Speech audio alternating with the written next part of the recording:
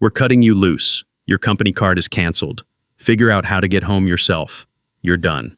I read that text message 3 times, standing in the Munich hotel lobby. The marble floor felt solid under my feet while everything else crumbled around me. Malcolm's words glowed on my phone screen like some kind of sick joke. Each word hit like a punch to the gut.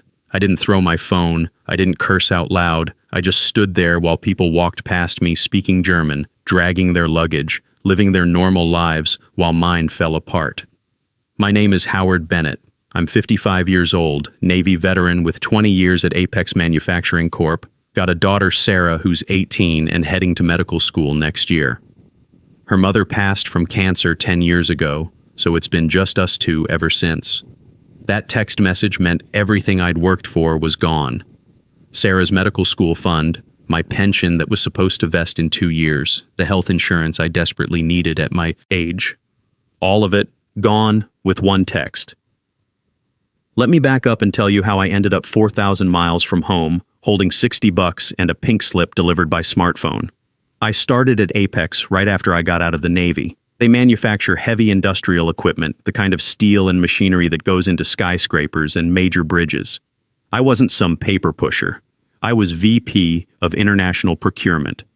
My job was finding suppliers worldwide who could deliver what our engineers needed: specialized steel, precision components, whatever the project required. I was good at it because I understood that business is about relationships. You show up, you deliver what you promise, you treat people with respect. My boss was Malcolm Stone, 38 years old, fresh Stanford MBA who got promoted to regional director 18 months ago. Malcolm liked reminding me that my methods were outdated. "Howard, you need to embrace modern efficiency," he'd say when I insisted on face-to-face meetings. "Everything can be done digitally now. Relationship building is a waste of resources." I'd nod and say yes, sir, because Sarah needed that medical school money and I needed my pension to vest. So I kept my mouth shut and did my job. 3 months ago, Malcolm called me into his office. "We've got a crisis. Our steel supplier in Germany is threatening to walk away from the Liberty Tower project. $8 million in contracts." "What's the issue?" I asked. "How should I know? You're the one who deals with these people." Like I was some translator instead of someone who'd spent 20 years understanding technical specifications and building partnerships. "I'll handle it," I said. Klaus Mueller ran the steel operation outside Munich, third-generation family business making precision steel components, the finest quality I'd ever worked with. Klaus was frustrated when I called him. "Your company treats us like machines," he said in careful English. "Last quarter, they demanded 15% price reduction. This quarter, they want delivery in half the time. They never ask if this is possible. They just demand." I spent 2 weeks putting together a proposal. Better payment terms, realistic schedules, guaranteed long-term orders so Klaus could plan ahead. Things that made sense for both sides. Malcolm barely looked at it. "Just go there and fix this. Make them happy. That's what we pay you for. When do you need me there?" "Next week. Stay however long it takes. This is $8 million we can't afford to lose." Sarah took it better than I expected. At 18, she understood that work pays for medical school. "I'll be fine, Dad. Aunt Patricia can check on me. My sister lives 20 minutes away. I promised Sarah I'd be back before her spring break." I didn't keep that promise. I arrived in Munich on a Tuesday. Clean city, everything organized and efficient. The business hotel Malcolm's assistant booked was decent enough. Met Klaus the next day at his facility, 45 minutes by train outside the city. The building was older but well-maintained. Inside, workers shaped steel with precision machinery, sharp metallic smells and the sound of quality work being done. Klaus was 61, gray hair, hands that showed decades of real work. His daughter Ingrid handled the business side. She brought coffee and authentic German pretzels while we talked. "Tell me what you need," Klaus said. "I need you to keep working with us, but first, I need you to tell me what's not working." We talked for hours that first day. Specifications, schedules, respect. That word kept coming up. "Your boss," Klaus said carefully, "speaks to us like we're incompetent, like our 60 years of experience means nothing." "I know, he speaks to me the same way." Ingrid looked at me with understanding. "Then why do you stay?" "My daughter's medical school. My pension. Health insurance at my age isn't easy to replace." She nodded. She got it. Over 6 weeks, I built something real with Klaus's family. Not just business. but genuine partnership. We negotiated terms that actually worked. I explained what our engineers really needed. He explained what his equipment could produce. We found solutions that made sense. Klaus insisted on something unusual. I want you to be our contact, not your boss. You personally. Every specification goes through you. Every change needs your approval. Otherwise, we don't work with Apex. I'm not the decision maker, Klaus. I'm just the VP. Then we make you the decision maker for this arrangement. No changes without your signature. I didn't understand it then. Later, I realized Klaus saw what I'd missed. Malcolm had been taking credit for my work for months. Klaus wanted to protect what we were building. Back home, Malcolm messaged constantly, "Where are we? When's it signed? What's taking so long?" I'd explain that building trust takes time. He'd respond, "I don't need explanations. I need results." Malcolm joined one video call with Klaus. Disaster doesn't begin to describe it. Malcolm interrupted constantly, made jokes that didn't translate, treated Klaus like he was wasting time. After Malcolm left the call, Klaus said quietly, "That man respects no one but himself. I'm sorry about that. Don't apologize for him. You are not him." Sarah's spring break came and went. I sent money for her trip with friends, made video calls when I could. "I miss you, Dad, but I understand this is important. I'll make it up to you soon," I promised. After 6 weeks, everything was ready. Complete partnership agreement, terms that made sense for everyone. $8 million over 18 months, enough steel for Liberty Tower and 2 more major projects. Klaus's family would benefit. Apex would benefit. Everyone wins. The signing was scheduled for Thursday morning. Klaus wanted it done properly, with his whole family present. He treated it like it mattered. I was proud of what I'd built. For once, I'd done something that would secure Sarah's future and show Malcolm what real work looked like. That Wednesday evening, I was reviewing everything for the next day when my phone buzzed. Malcolm's message appeared. "We're cutting you loose. Your company card is canceled. Figure out how to get home yourself. You're done." I stopped breathing. Read it again, then again. No explanation, no warning, just those words. I checked my credit card. He wasn't lying. Canceled. I had $60 in my wallet. My return flight was booked through company travel. Probably canceled too. I was stranded in Germany. After 6 weeks of work, after missing Sarah's spring break, after building something valuable, Malcolm had texted me done. I typed back, "Understood. Thank you for letting me know." I sat in that lobby for maybe an hour.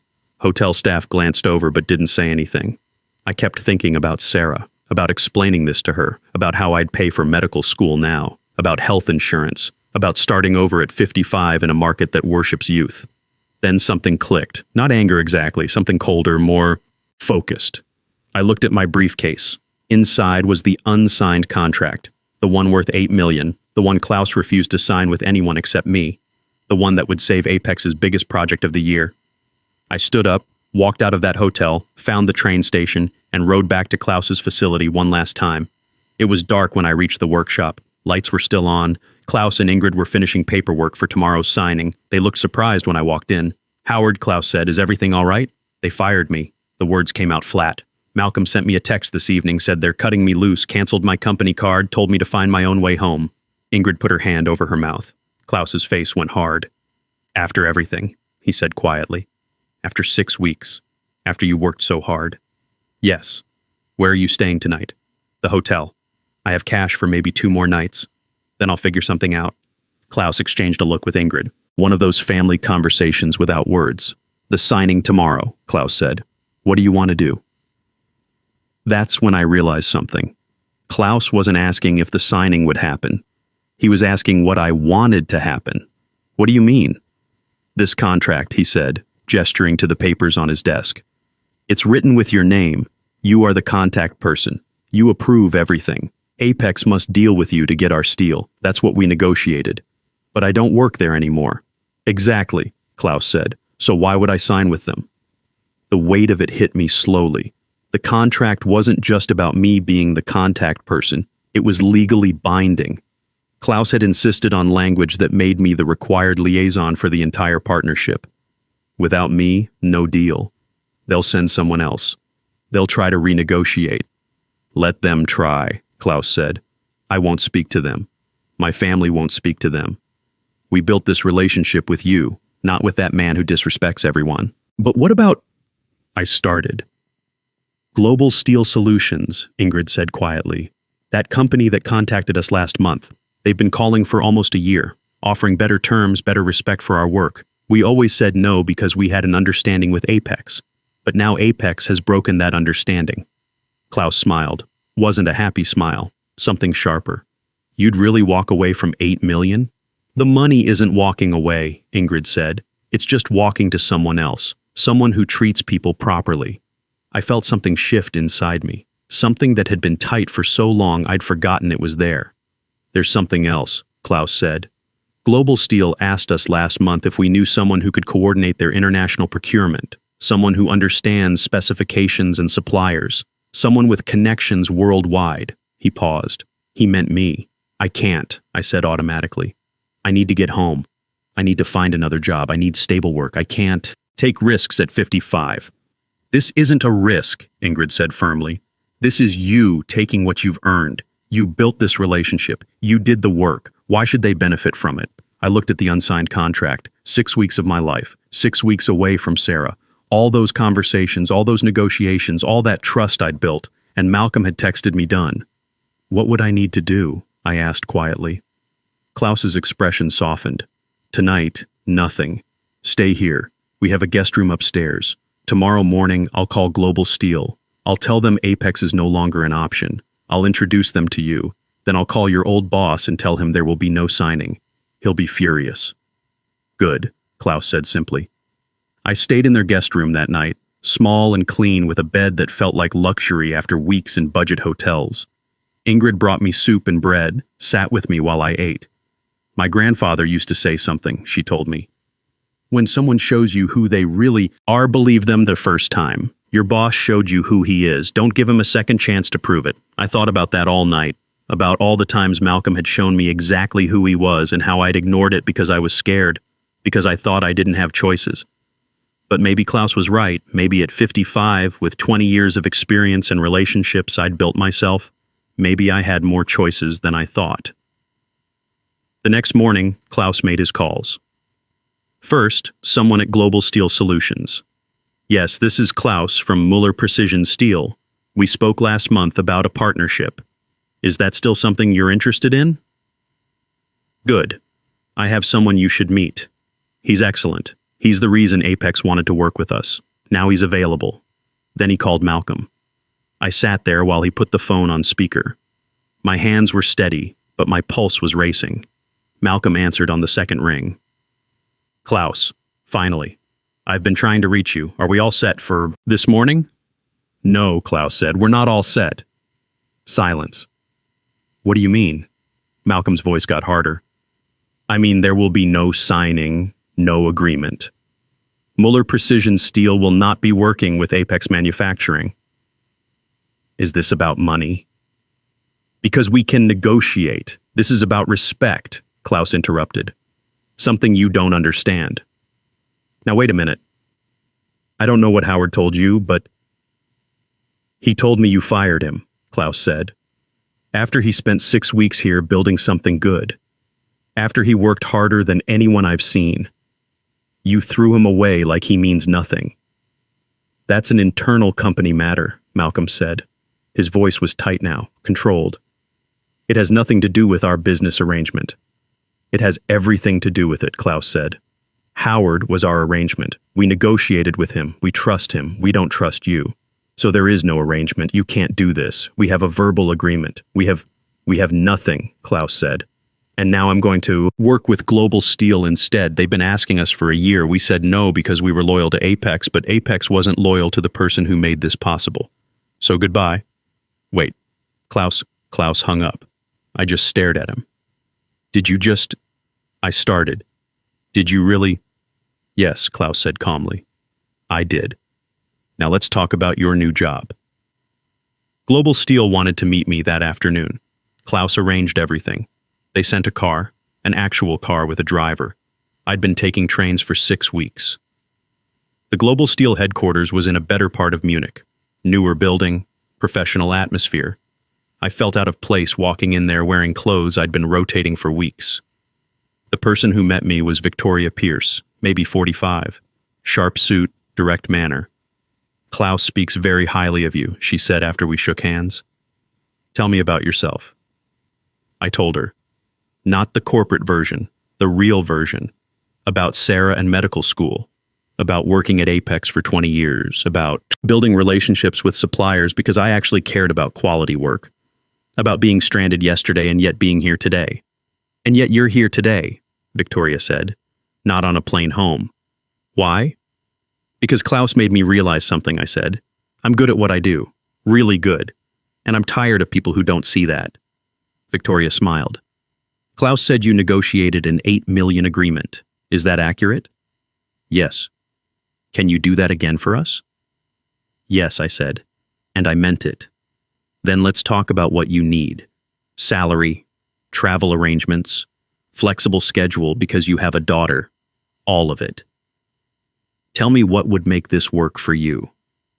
No one had ever asked me that before. What I needed. What would make things work for me? I told her about needing to be home for Sarah's senior year, about wanting fair compensation, about needing respect and trust, about wanting to build something that mattered, about health insurance and pension concerns at my age. Done, Victoria said. All of it. Senior Director of International Procurement, 75% more than your current salary, full benefits that start immediately, stock options, and a schedule that lets you work from home 3 weeks out of every month. When can you start? I need to get home first, see my daughter, explain what's happening, then I can come back. We'll arrange your flight today if you want. When you're ready to return, we'll cover everything. Housing, transportation, whatever you need. I left that meeting knowing my life had just changed completely. My phone started ringing that evening. Malcolm, over and over, I didn't answer. Then he started texting. What did you tell Klaus? You sabotaged us. This is illegal. You'll hear from our lawyers. You're destroying the company.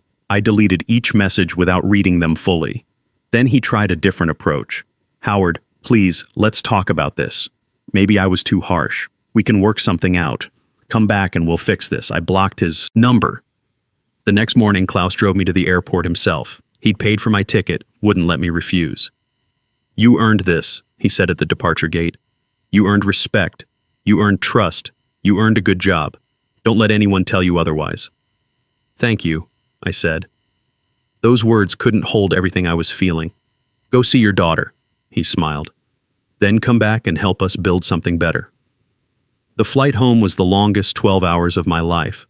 I kept thinking about Sarah, about explaining why I'd been gone so long, about telling her things were going to be different now. Patricia picked me up from the airport. One look at my face and she asked, "What happened?" I told her everything in the car. She kept glancing at me while driving like she was checking if I was real. So you just, she said slowly, walked away and now you have a better job? I didn't walk away, I said. They threw me away. I just made sure they couldn't benefit from the pieces. Sarah was studying when I got home. She looked up when I walked into her room and her face lit up. Dad! She stood up and hugged me. At 18, she was almost as tall as her mother had been. You're home, she said. How did it go? I sat down and told her the whole story. About getting fired, about Klaus, about the new job. Her expression went from confused to angry to proud. So they just threw you away after 20 years, she asked. Yes. And now their big project is screwed? Probably. Good, she said with teenage certainty. They deserved it. I'm going to be traveling more, I said. But the pay is a lot better. We won't have to worry about medical school anymore. Dad, Sarah said seriously, I'm proud of you. You didn't let them push you around.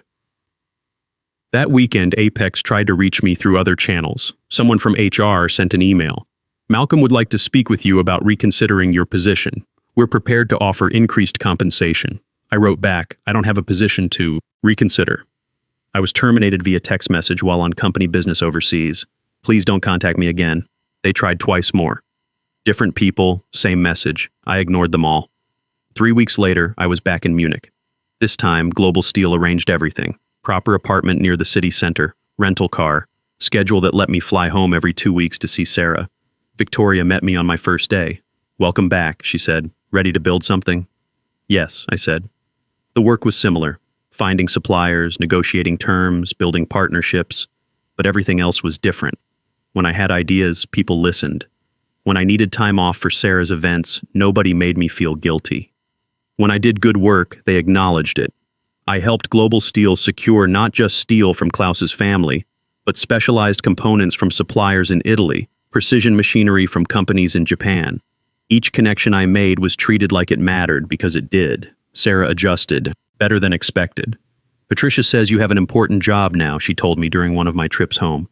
Is that true? It's important to me, I said. But you're more important. That's why I come home so much.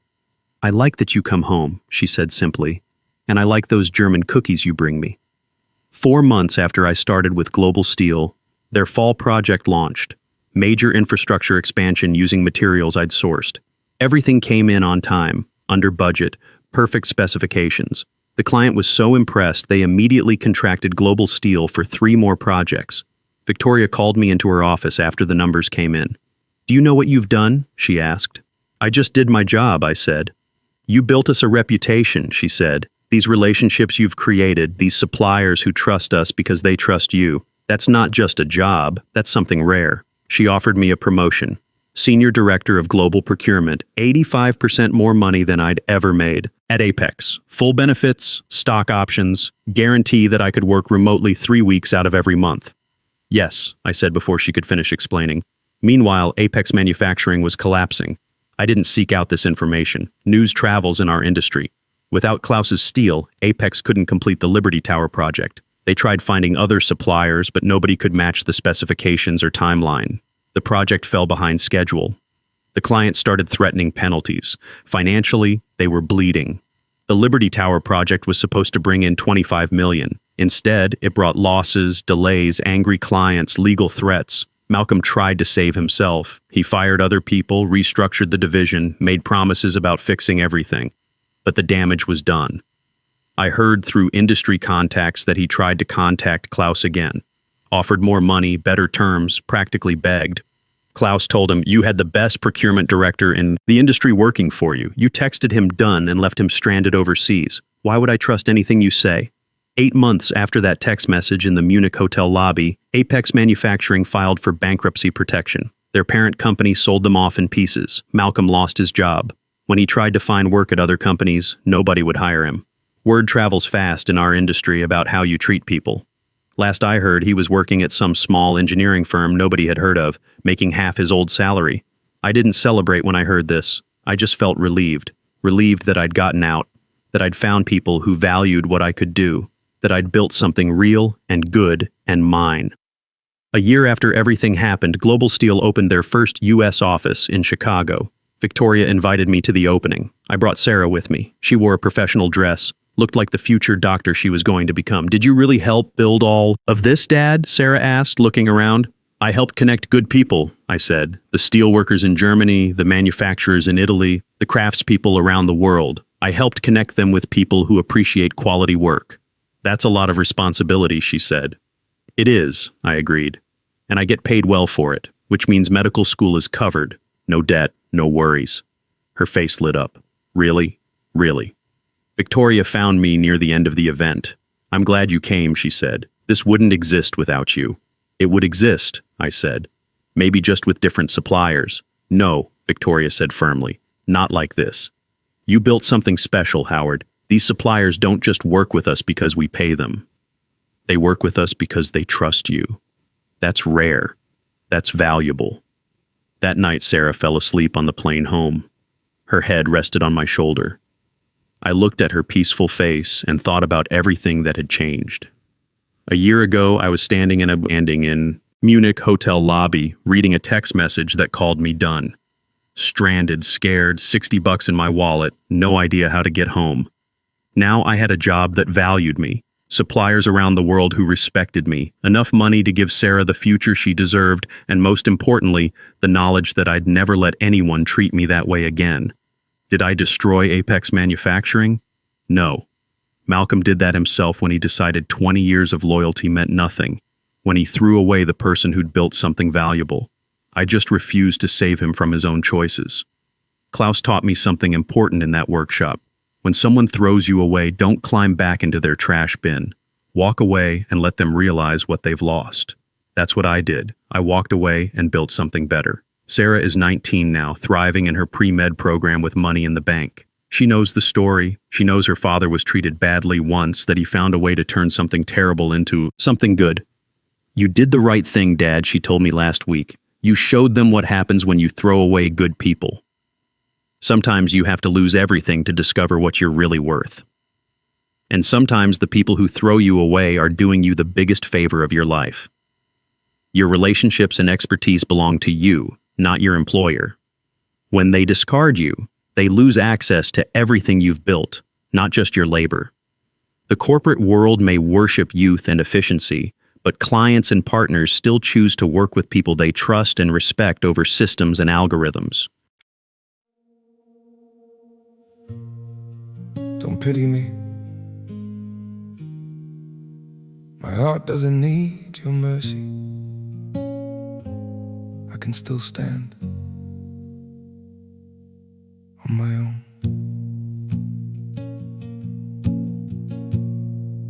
I was broken by your leaving, fell deeper than I thought I would. But pain has taught me how to heal now and survive what once I couldn't. You don't have to look back sadly, don't reach out with guilty hands. What you shattered made me stronger. Now I rise where I once collapsed. My heart doesn't need your pity, not another empty sign. I've got enough strength left within me to rebuild this life of mine. My feet are steady through the sorrow. I can stand through all the pain. You don't have to save me, darling. I'll learn to breathe again. I once begged for your affection. Now I've learned my worth in scars. And the man you left in pieces found his own way through the dark. My heart doesn't need your pity, not another empty sign. I've got enough strength left within me to rebuild this life of mine. My feet are steady through the sorrow. I can stand through all the pain. You don't have to save me, darling. I'll learn to breathe again.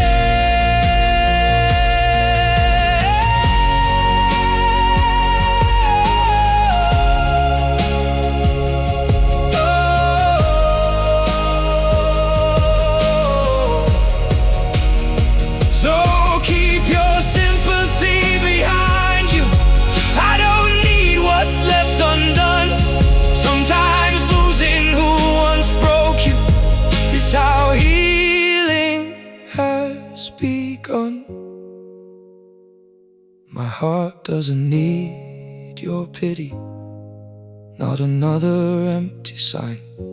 I've got enough strength left within me to rebuild this life of mine. My feet are steady through the sorrow. I can stand through all the pain. You don't have to save me, darling.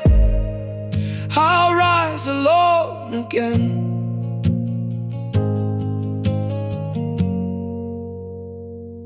I'll rise alone again.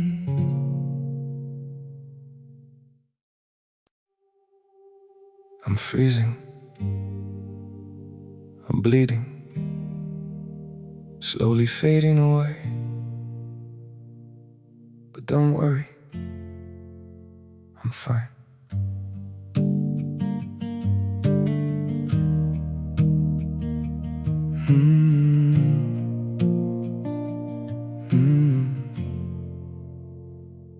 The cold has settled in my heartbeat, like winter living in my veins. Every breath feels numb and fragile. Every smile just hides the pain. I'm breaking quietly in silence, falling slow without a sound. Yet I keep saying I'm okay, while my world burns to the ground. I'm frozen here, I'm bleeding slowly, dying piece by piece inside. But I still whisper, it's alright, just to keep you from goodbye. I'm shattered, love, but don't you worry, I'll pretend till my last breath. Even while my soul is fading, I'll say everything's okay. Maybe pain just learned to live here, maybe sorrow feels like home. So I wear my wounds like armor and survive them all alone. I'm frozen here, I'm bleeding slowly, dying piece by piece inside. But I still whisper, it's alright, just to keep you from goodbye. I'm shattered, love, but don't you worry, I'll pretend till my last breath. Even while my soul is fading, I'll say everything's okay.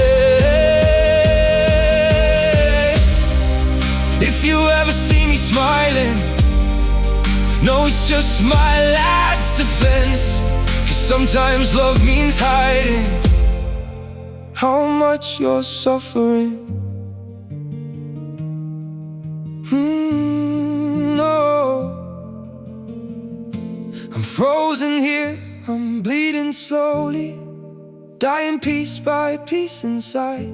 But I still whisper, it's alright, just to keep you from goodbye. I'm shattered, love, but don't you worry, I'll pretend till my last breath. Even while my soul is fading, I'll say everything's okay. It's okay.